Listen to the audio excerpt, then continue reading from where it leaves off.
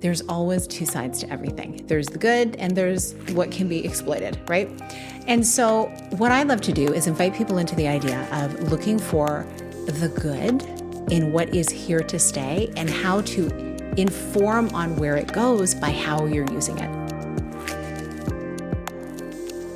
Hi, welcome to the Connect with Sheila Batella podcast. I'm an entrepreneur, self-care strategist, and creator of the Seasons self-care app. I'm committed to help you elevate your well-being, reconnect to your purpose, and build your version of a happy, successful life. Today, you're listening to a Monday mini-sode where I share an insight designed to help you live into what lights you up this week. AI is here. We are in a time where the way we work is shifting, the way we show up each day is shifting, the types of roles and careers are shifting, and yes, the way you are doing your business is shifting. And so how do you feel about that? How are you flexing with that right now? I know that it can feel daunting, no matter how long you've been in the tech space using all of the tools at our disposal. It's yet another learning curve for many of us. And for some of us, it's a matter of adapting to really where are we headed.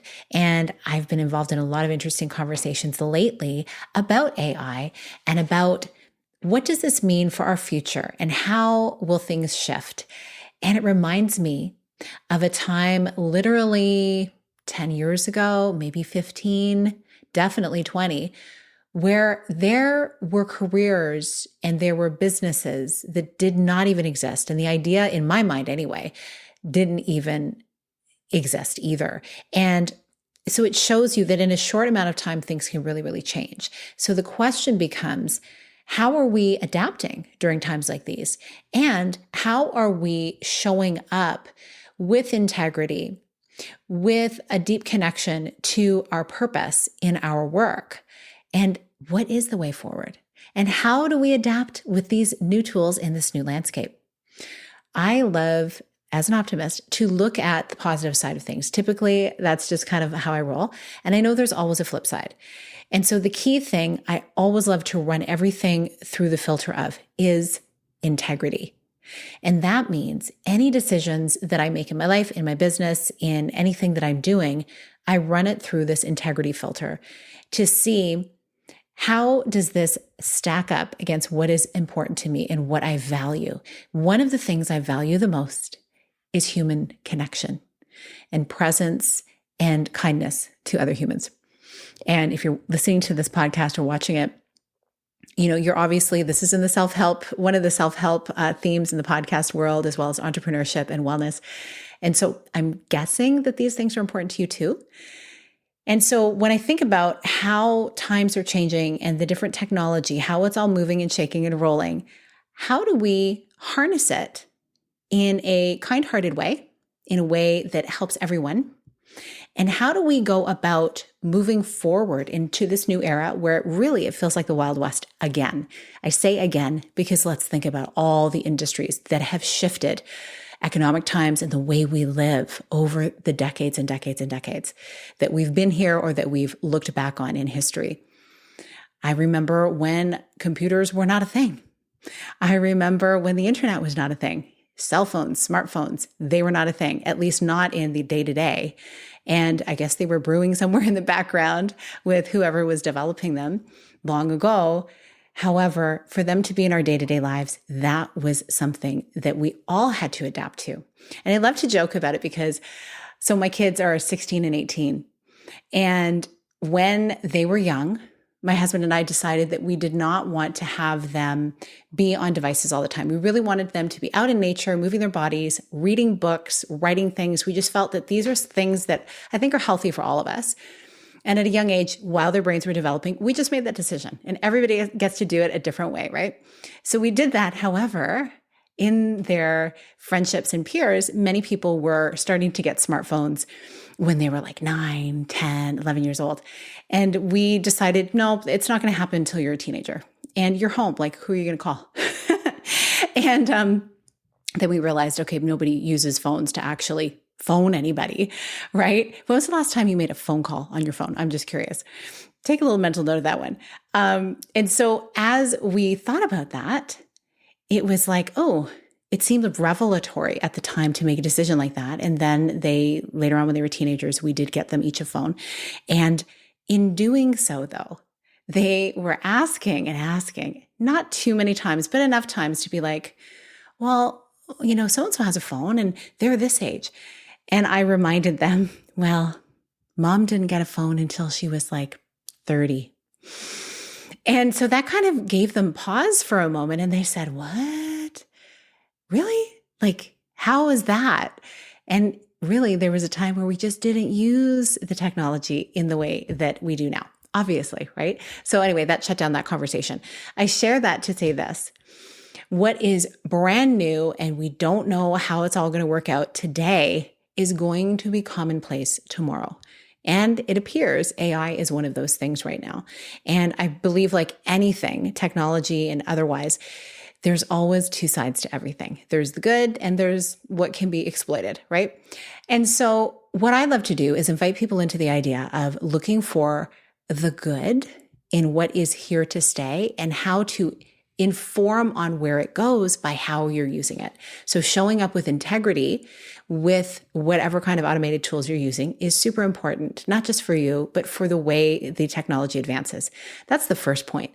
The second point I wanted to make is that what this time is showing me again and again is the importance of human connection, the importance of being able to have a conversation, to be able to have empathy, to be able to truly connect.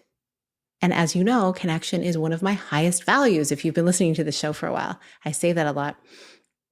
And so I look at this time as a reminder and a re-invitation to go back and think about how can we connect with each other in beautiful ways, in humane ways, in kind ways, in ways that advance all of us into being a more conscious kind of society, right? And in terms of connection as well, thinking about your business and your relationships, of course, it's for everything, but let's just hone in on business here. My experience has been that it can be really challenging for people to know how to speak to people, market themselves, sell things, really create loyal audience, loyal customers, loyal clients, unless they're able to have this skill of human connection honed. And it's something I'm going to be diving in more to on this show, in my work. You'll be hearing more about it. And it's something that has been coming up in some of my programs as well. And it's exciting to me because it's like we as humans get to have a reclamation of really what is important to us. Because I believe that we were brought to this planet to be connected, to do life together, for all of us to really reconnect to ourselves, to know what are those gifts that are inside of me that I am meant to be sharing with the world. And what do I do well? And maybe what do I not do so well? So I need the collaboration with someone else who does that thing well. And yes, part of that equation is going to be the tech, for sure. But how do we do it in a way that makes it really beautiful and fun and connected to the humans in our life? This is a conversation that I want to dive into more. I'm going to be having some people come onto the show as well to talk about this because I believe it's something moving forward that it's very, very important. And my day is made up of connecting with people all day long. It's my most favorite thing. Second to connecting with nature and being in silence to connect with myself and what that purpose is of mine.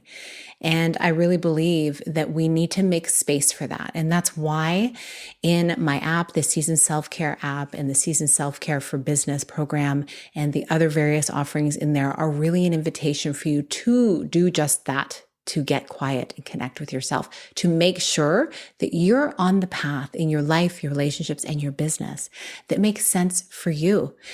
It is about getting quiet, disconnecting from all the voices and all the expectations of those around us in our industry, in our businesses, in our lives, to really hone in on that which is meant for us.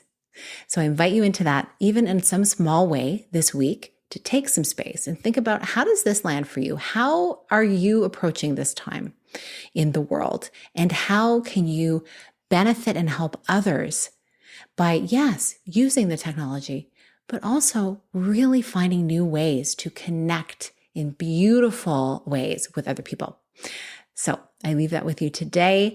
My mastermind is going to be opening up very soon. That will be starting in January. I'll be having some early bird pricing for that, and among some other program options and things for you to look into. So stay tuned. You can find out details in the show notes to get on the wait list.